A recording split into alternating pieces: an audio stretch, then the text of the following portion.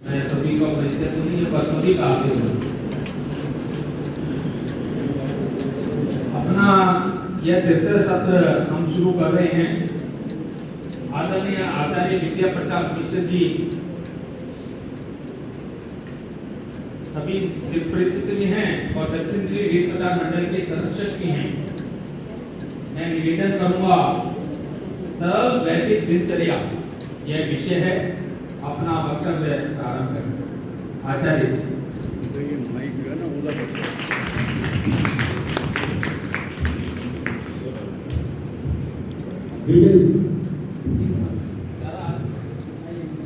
संप्रत मंच आप तीनों को नमन करता हुआ उपस्थित देवियों और सज्जनों,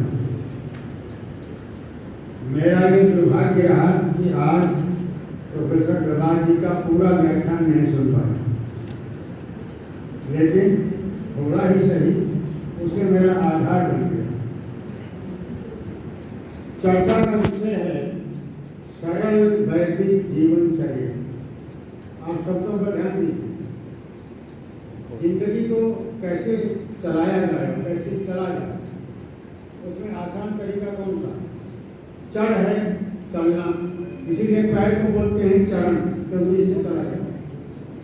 जीवनचर्या, जीवन में चलने का जो तरीका है वो क्या है? वो सरल है। और कौन सा तरीका सरल है? आगे जो बताया वैदिक, वैदिक कहो, सनातन कहो, भारतीय कहो, मेरे दृष्टि में वो सब एक। अभी अभी हम लोगों ने बड़ी श्रद्धा से ही सुना सभ्यता की परिभाषा। सभ्यता बाहर की चीज, जैसे मैंने यहाँ वस्त्र डाला हुआ, कुर्ता धोती पहना हुआ, ये सभ्यता। लेकिन मैंने अपने हृदय के और आगे के भाव हैं के प्रति वो क्या है, वो मेरी संस्कृति। तो प्रोफेसर सत्यव्रत सिद्धांत अलंकार ने सभ्यता और संस्कृति पर स्वतंत्र एक ग्रंथ लिखा है। अगर ज्यादा जानकारी हासिल करनी है तो पढ़नी होगी। और संस्कृति या संस्कृति सभ्यता ऐसा ही लेखक प्रोफेसर सत्यव्रत सिद्धांत अलंकार। तो जहाँ संस्कृति और धर्म की बात आती है तो बहुत हद तक मैं समझता हूँ संस्कृति और धर्म एक ही बात है, लगभग एक ही बात। धर्म में दोनों चीजें आ गई, धर्म में दोनों चीजें आ गई, संस्कृति और सभ्यता। मैं आपके सामने आया हूँ, मुझे थोड़ा साफ सुथरा होकर के आना चाहिए, नहा धो के आना चाहिए, ठीक है ना? ये मेरी सभ्यता है, ये भी धर्म का है। और मेरे अंदर निष्ठा का भाव होना चाहिए, विषय की मेरी तैयारी होनी चाहिए, जो बिल्कुल नहीं है, वो संस्कृति है, ये सब धर्म का। अब आप देखिए सरल वैदिक जीवनचर्या। मैं आज आपकी सेवा में बड़ी विनम्रता से अपनी प्रेरणा स्रोत की पवित्र उपस्थिति में कहना चाहता हूँ कि जीवनचर्या अगर दुनिया में कोई सरल है तो केवल और केवल वैदिक। सरल ही नहीं, सरलतम है। इससे अधिक सरल, इससे ज्यादा प्रैक्टिकल, इससे ज्यादा लाभकर संसार की कोई जीवन जीने की पद्धति हो ही नहीं। मैं कोई पक्षपात को ढंग से नहीं बोल रहा, आप चाहे विचार करके देख लीजिए, तौल करके देख लीजिए। जिंदगी जीने का तरीका है हमारा।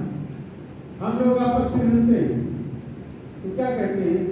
हमारे शास्त्रों ने क्या बताया, हमारे रामायण ने क्या बताया, हमारे राम ने क्या बताया और वेद ने क्या बताया? नमस्ते। वह दूसरे लोग हैं जो आपस में मिलते हैं तो सलाम वालेकुम कहते हैं, या कोई good afternoon, good morning, good evening कहता है। हमारा तरीका है नमस्ते।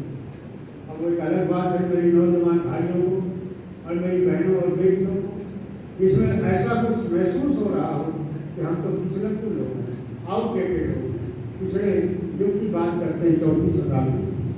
लेकिन मैं आपको बताऊं, यदि आप इन तपे हुए, मजे हुए, सजे हुए विद्वानों की शरण में आए, आपके आसपास कोई आज समाज हो आ जाए, प्रश्नों को लेकर के ले जाएं, आपको जो उत्तर मिलेगा, जो आपका इंटेलेक्चुअल ग्रोथ होगा, उससे जो आपके अंदर स्वाभिमान की भावना जागेगी, संसार में कहीं नहीं। ये केवल और केवल एक जगह है।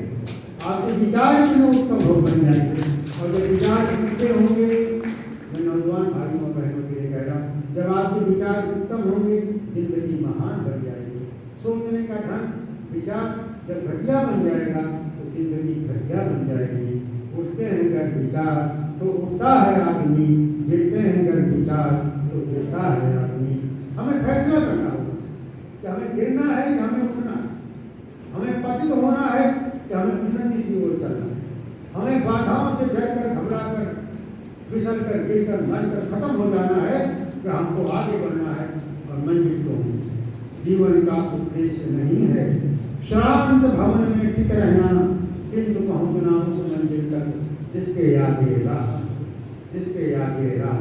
मेरे पुराने और पक्के मित्र, मेरे से आए हुए काफी बड़े, मेरे पहला फोटो में लगा है पंडित मदन मोहन शास्त्री।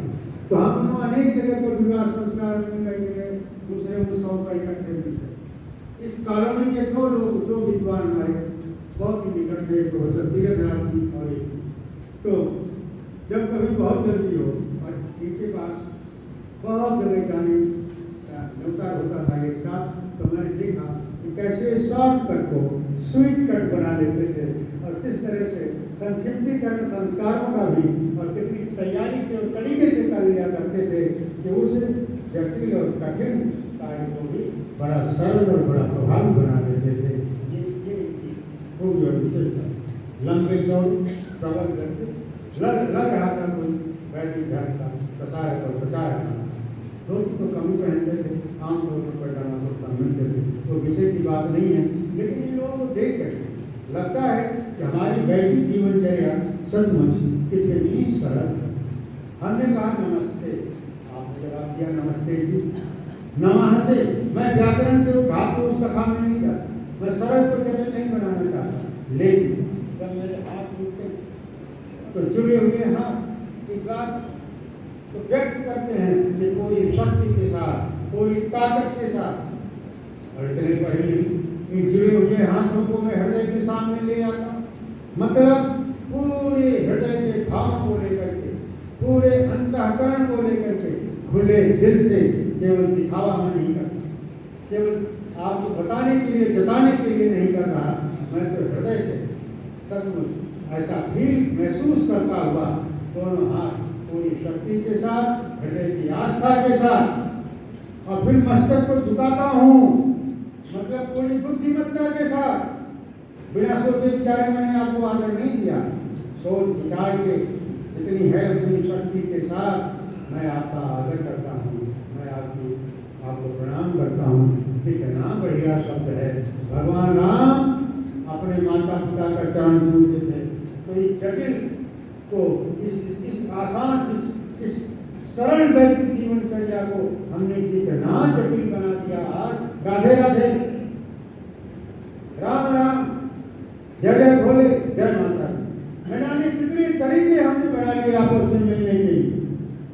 और वह लोग अभी चर्चा करी इस्लाम की, आज देवियों और सज्जनों इस्लाम कम से कम 57-58 देशों का अधिपति, उसका साम्राज्य 150 देशों ईसा मसीह के नाम पर ईसाइयत से भरे हुए। आपके पास कितने देश हैं? एक ही नहीं ना, क्योंकि हमने रास्ता छोड़ दिया, ठीक है ना, हमने इधर उधर हो गए। हमारी जिंदगी, इसलिए जवानी में जरूर सोचना चाहिए लोगों को, लक्ष्य बनाओ, योजना के साथ चलो, प्रेरणा से लेते रहो, परिश्रम में चूक मत करो, नहीं तो क्या हाल होगा। कुछ रंजो गम में, कुछ आहों में कट गई, बाकी बची जो उम्र गुनाहों में कट गई। रास्ते में चलने वालों ने मंजिल को पा लिया और रास्ता बदलने वालों की राहों में कट गई। जवानी में ये सोचो विचारो कि हम भी कभी जवान थे जो बूढ़े आपको याद रखिए। वैसे मैं बूढ़ा न मानता हूँ, लेकिन बहनों और भाइयों, मैं निवेदन करके कहता हूँ कि आप ये मत समझना सब दिन काले पुराने बाल रहेंगे, आप ये मत समझना सब दिन हमारे दांत वास्तविक और धड़ने वाले, चले चबाने वाले बने रहेंगे। समय बीतेगा, समय बड़ी तेजी से भाग रहा है, इसलिए आओ अपने एक्शन प्लान को बनाएं, वैदिक जीवनचर्या को जीवन के साथ जोड़ें, वही जीवन जीने का ढंग है। भगवान राम जब अपने माता पिता के पैर छूते थे क्या बोलते? आप आगे क्या बोलते? ये मेरे पूज्य, मैं इनके पैर छू क्या बोलूं? विद्या प्रसाद, विद्या प्रसाद, विद्या प्रसाद। कोई मतलब है इसका? कुछ संबंध भी तो होना चाहिए, रेलेवेंस भी तो होना चाहिए, कोई मतलब भी तो उसका निकलना चाहिए। हमें राधा का मतलब नहीं बताने वाला कि राधा एक मंडली है और क्यों भगवान कृष्ण के साथ राधा जुड़ गया। जैसे हमारे साथ हमारे भाई त्रिवेदी जी खड़े, अब मेरा नाम कोई नहीं जानता हो तो इनको कहे वो तो आर्य समाज वाले पंडित जी आपके साथ, तो मेरे साथ आर्य समाज जुड़ गया, मेरा नाम नहीं जानते। तो भगवान कृष्ण के साथ राधा इसलिए शब्द जुड़ गया क्योंकि राधा मंडली के उन्नयन थे और राधा मंडली अंदर अंदर तैयारियां करती थी कंस का नाश करने के लिए, जिसने गाय पर भी प्रतिबंध लगा दिया और बाहर बाहर दिखावे के रूप में कीर्तन भजन हुआ करता, जैसे पहले आज समाज की स्थिति। तो राधा, अब आप दिल्ली आसपास यहाँ से मथुरा जी को जाओ, नमस्ते की बजाय सब राधे राधे कर। और मुझे बड़ा आश्चर्य होता है माननीय प्रधान, हमारे एक नारी समाज में भी आता पैर छुएंगे श्रद्धा से, कहने पंडित जी राम, ये प्रभु राम का अनादर नहीं तो क्या? राम जी को बीच में क्यों लाए? हम और आप मिल रहे हो, हम और आपका आदर करें, आप मेरा आदर करो, हम आपका आदर करें, आओ हम सब मिलकर के राम की संस्कृति को महान बनाए, ये जीवन जीने का ढंग। तो सरल वैदिक जीवनचर्या, भाई जीवनचर्या तो वैदिक ही सरल है, बाकी संसार की सारी जीवनचर्याएं, सारी जिंदगी जीने के ढंग जो हैं तो बड़े जटिल हैं, बड़े कठिन हैं, बड़े लुभावने हो सकते हैं, लेकिन बहुत नुकसान देने वाले। दूसरी बात ये, हम अगर चाहें तो अपने आप को इस जीवनचर्या में बहुत सारी चीजों को जोड़ सकते हैं। उदाहरण के लिए टेलीफोन का आविष्कार किसने किया? राइट, ग्रैहम बेल ने। अब आपको अगली बात नहीं पता होगी, ग्रैहम बेल की एक महिला मित्र थी, उसका नाम था हेलो। अब उसने जब इंस्ट्रूमेंट बना लिया, ये सन 1875 की बात है, तब उसने जो पहला टेलीफोन किया अपने उस मित्र को तो बोला हेलो। आप हेलो अमर, क्या ये जीवनचर्या में, जीवन जीने के ढंग में, शैली में जरूरी है कि टेलीफोन उठाए तो बोले हेलो? कुछ और भी बोल सकते। हम उस हेलो को तो अमर करने पर लगे, हम उनकी विद्या को, उनके अनुसंधान को, उनकी अच्छाई को हम जरूर स्वीकार करें, लेकिन याद रखिए जमाने में चलने वाली सारी चीजें ठीक नहीं है और जिन बातों को आप जिस सोच करके नजरअंदाज करते जा रहे हो, छोड़ते चले जा रहे हो, वो सारी खराब नहीं है, पुरानी। तुलसी का पौधा घर में लगाना पाखंड नहीं है, याद रखिए। और अगर आपके पास खेती करने का समय नहीं है या सुविधा नहीं है या तरीका नहीं मालूम, तो गाय के सूखे गोबर और उपले को सुखा के अग्नि बना करके थोड़ा सा गुड़, थोड़ा सा जौ और थोड़ा सा घी अग्नि में डालना, ये कोई पाखंड नहीं है। हम में से कुछ लोगों की आदत बड़ी खतरनाक बन गई है, हर एक कार्य को कहेंगे ये बेदरूप है, ये पाखंड है, ये घुसरा है। करना कुछ नहीं, श्रीमान एक तरफ से स्विच ऑफ करो, उजाला का कोई उपाय करो, कोई उपाय करो, उसको जीवनचर्या के साथ जोड़ो। वैदिक जीवनचर्या सबसे सरल है और प्रैक्टिकल है और इससे आपको कुछ मिलेगा। जैसे एक तरीका तो वो है, शाम को नहा धो करके आओ, बैठो, हम बुजुर्ग हैं, अगर पोता पोती आ जाए तो और अच्छा, और बैठ करके आरती कर लो।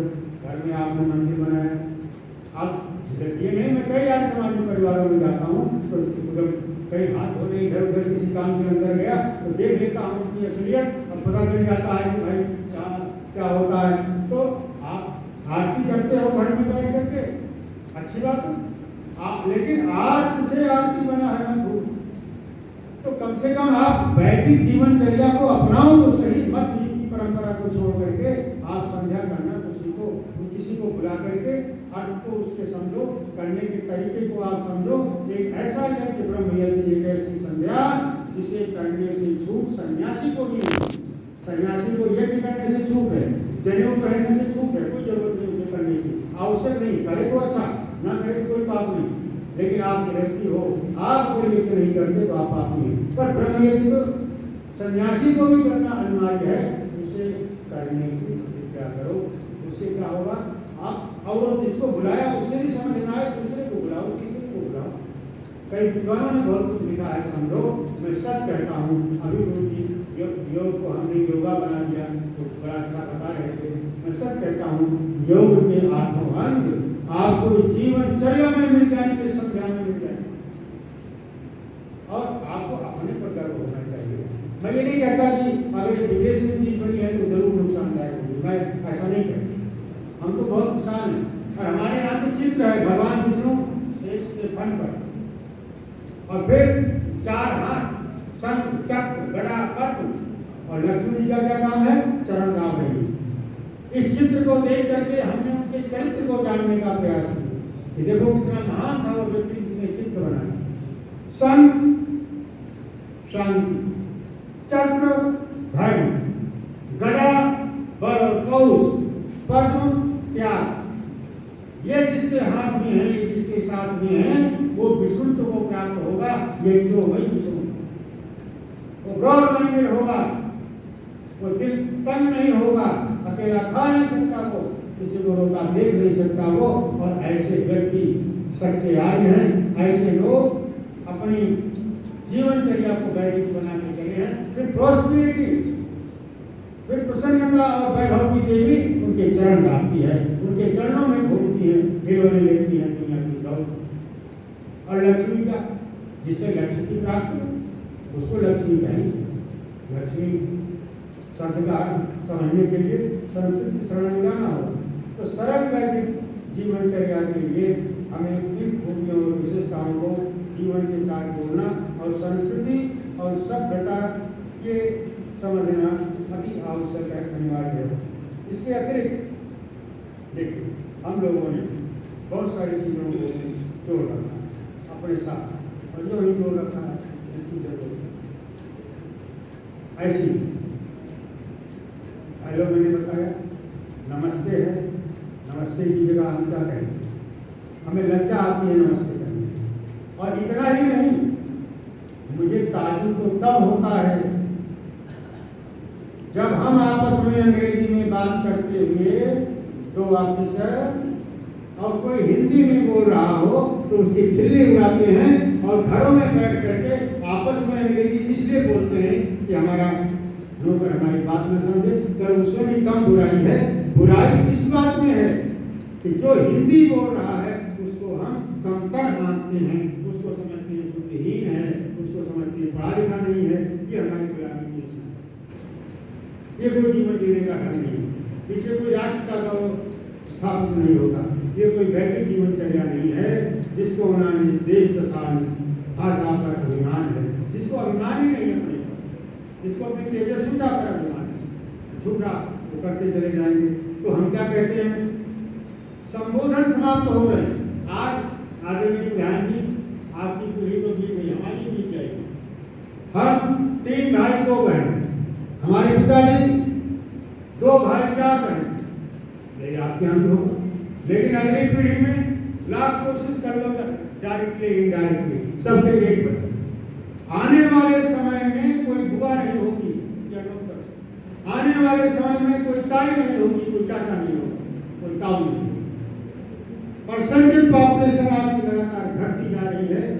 और योगी ने बहुत अच्छा कहा, मेरा जी चाहता है उसके चरण को लूं, जो उसने कहा किसी एक वर्ग विशेष की संख्या कम नहीं होनी चाहिए। ये बहुत काम की बात है। ये सब चीजें धर्म के अंग हैं।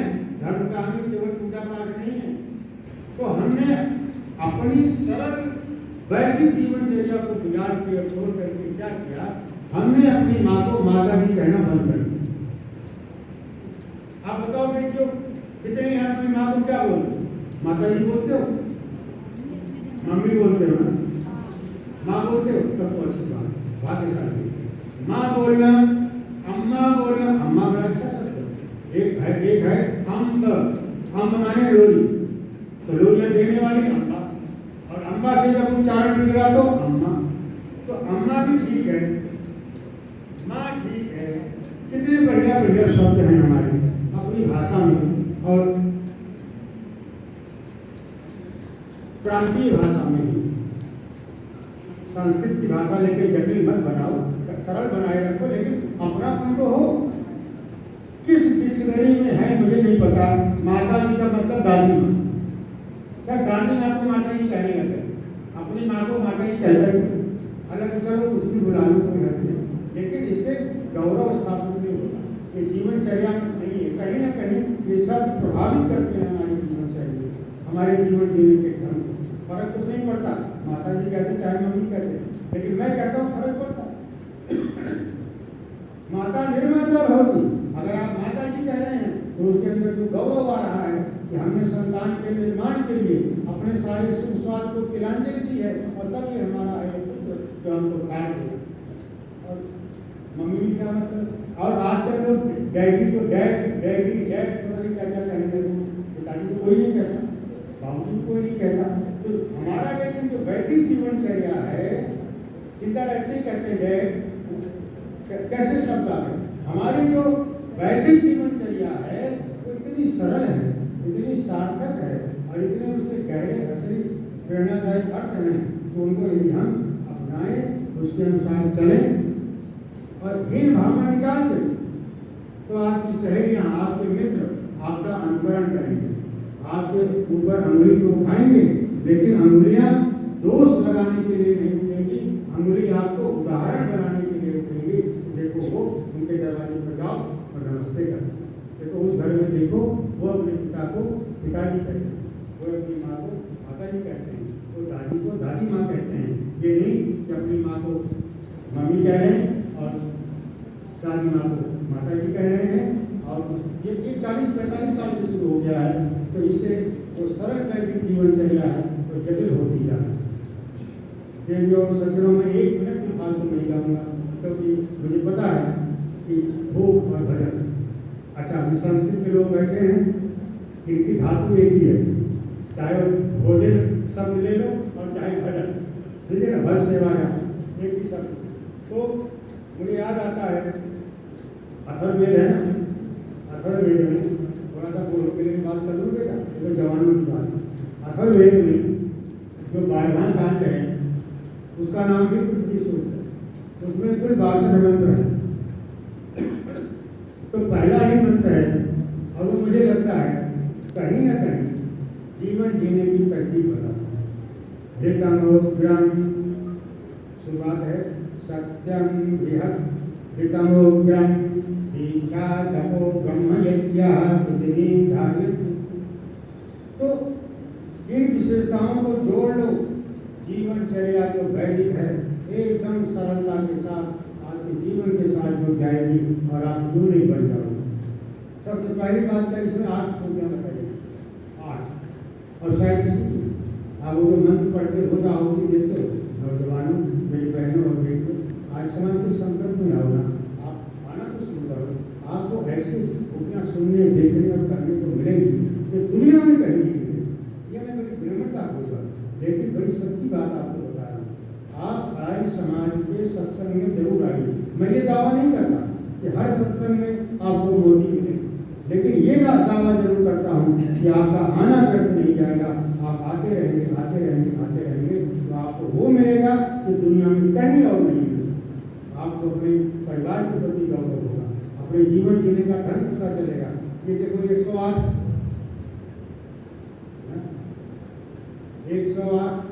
तो होता है 108, 109 तो नहीं होगा, 107 तो नहीं होगा। ये सब जीवनचर्या के अंग है महाराज, लेकिन 8 ये सिग्निफिकेंट है, ये 8 खूबियाँ हैं। एक दैनिक यज्ञ में मंत्र आता है, ब्रह्म भूल भुआ सुरोम, ये अंत में ये 8 है। अष्टौ गुणा पुरुषम दीपिका, 8 गुण व्यक्ति को चमकाते, मैं उसको जानेगा। लेकिन याद रखिए एक परमात्मा का नाम, पुराने जितने मनुष्य व्यक्ति हैं ऊपर ओम नहीं, श्री नहीं, राम नहीं, कुछ नहीं, सब ऊपर लिखा है एक का मतलब परमात्मा, वो एक। हमारे वयोवृद्ध लोग, हमारे चौथी पीढ़ी के लोग कितने समझदार, आप कभी जाए इधर आर्कोलॉजिकल सर्वे आपने किया, वहाँ आर्काइव्स में जाएं, म्यूजियम में जाएं, मैनिस्क्रिप्टोलॉजी डिपार्टमेंट में जाएं, आप कोई हस्तलेख देखें किसी भी प्रांत का हो भारत के ऊपर एक, मतलब परमात्मा का स्मरण हो एक। तो एक तो परमात्मा के लिए हो गया, जीरो जो है वो प्रकृति के लिए हो गया, या आत्मा के लिए आठ हो गया। 8 गुणों से घोषित अलंकृत ये आत्मा होगी। और एक के बाद शून्य लिखोगे तभी कीमत होगी, एक के पहले शून्य लगाते जाओ बाई ओर, उसकी कोई कीमत नहीं होगी। तो परम पिता परमात्मा का ध्यान सुबह और शाम संध्या में रोज करो। तो पहली बात क्या कही? सत्यम। अब दूसरी बात बृहद। बृहद माने वो आज की संस्कृति में व्यापक और बड़ा नहीं, देखो बृहद उद्यमने, बृहद करता है उद्यम। तो हमारी सरल जीवन शैली जो है, हमारा सरल वैदिक जीवनचर्या जो है वो यही होगी उद्यम करने से। पुरुषार्थी बनो, उद्यमे नहीं सिद्ध्यन्ति कार्याणि न मनोरथ। इरादा बनाने से कुछ नहीं होता, कुछ करने से ही कुछ होगा। बातों से नहीं बनेगी, बात कुछ करने से बनेगी, ये पक्की बात है। ऋतम उग्रम, और उग्रम आजकल का उग्र शब्द नहीं, उग्रम माने वीरता। वीरता और पौरुष, कमजोर होना दुनिया में पाप है नौजवानों, मजबूत होना है। और इतना मजबूत बने कि बाधाएं हमको बांध न पाए, अड़चने हमारा कोई बिगाड़ न पाए, और हम अपनी प्राचीन संस्कृति और सभ्यता दोनों को मिला तो धर्म के अंदर आ जाएंगे। दोनों जगह का धर्म की दो भुजाएं हैं, एक का नाम संस्कृति है, एक का नाम सभ्यता है। ये आवश्यक है कि बाहर से जरा वस्त्र भी साफ हो, धुला हुआ हो, ठीक है, मैं नहाया धोया हूँ, और ये भी आवश्यक है कि मेरे हृदय के अंदर भाव भी अच्छे हों। तो सभ्यता भी जरूरी है, संस्कृति भी जरूरी है, और इन दोनों का समन्वयात्मक सब कुछ लेकर के, धर्म को लेकर के वैदिक जीवनचर्या को हम जटिल नहीं सरल बना करके उस राह पर चलेंगे तो हमारा काम अच्छा होगा। दीक्षा तपो, दीक्षा तपो ब्रह्म यज्ञ पृथ्वी धारयन्ति। तो तपस्वी होना है, एक रास्ता योग का है, एक रास्ता भोग का है, एक रास्ता कुपथ का है, जहाँ न जाने कितने आकर्षण भरे हुए हैं। मन जल्दी विचलित हो जाता है, मन की मत मान लेना।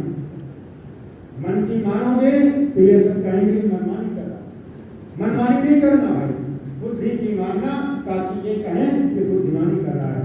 तो बुद्धिमानी करोगे तो बुद्धिमानी आपको सरल वैदिक जीवनचर्या की ओर ले जाएगी, और मनमानी करोगे तो क्या होगा, मन की मानोगे तो क्या होगा, फिर ऐसी जीवनचर्या को अपनाओगे जो जटिल होगी, घातक होगी, नुकसानदायक होगी, उससे शरीर का नुकसान होगा, आत्मा का हनन होगा, बुद्धि भी कलुषित होगी, बात कुछ नहीं मिलेगी, समय और शक्ति बर्बाद होती रहेगी, परिणाम कुछ नहीं पड़ेगा।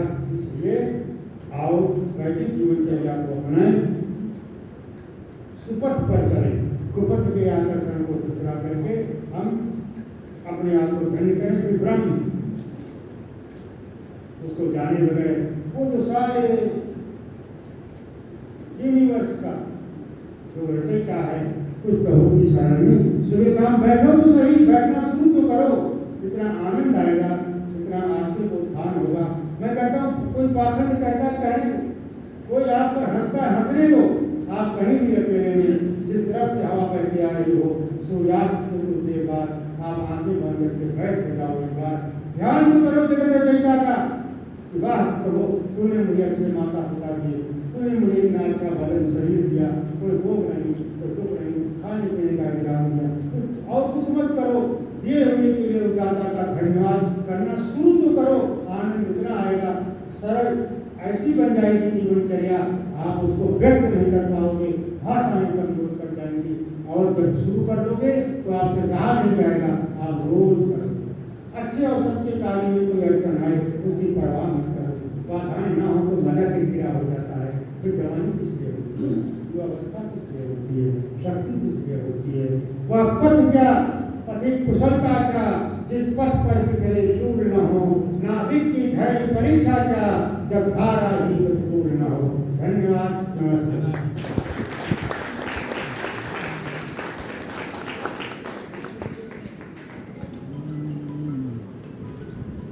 आचार्य विद्या प्रसाद मिश्र जी का वक्तव्य और